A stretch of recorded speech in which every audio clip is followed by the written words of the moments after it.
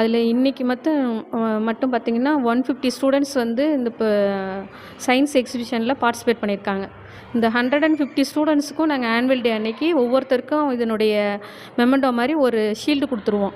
இது ஒரு அப்ரிசியேஷன் தான். இதில் யார் பெஸ்ட்டு, ஃபஸ்ட்டு, செகண்டு அப்படின்றதெல்லாம் எங்களுக்கு கிடையாது.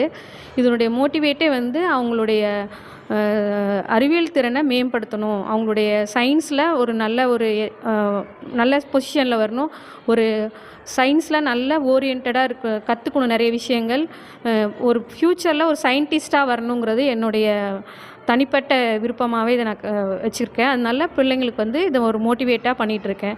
ஏன்னா 5 வயதில் வரையாது 50 வளையுமா அப்படின்றது ஒரு பழமொழி. அதனால் 5 வயசு குழந்தைங்கள்லேருந்து நான் ஸ்டார்ட் பண்ணுறேன். ஸ்டடீஸை வந்து 9th போனால் அதுங்க வந்து ஆட்டோமேட்டிக்காக படிக்க ஆரம்பிச்சிரும். இப்போ குழந்தைங்களுக்கு வந்து இந்த ஒரு மாதிரி ப்ராக்டிக்கலாக என்னென்ன செய்யணுமோ இதை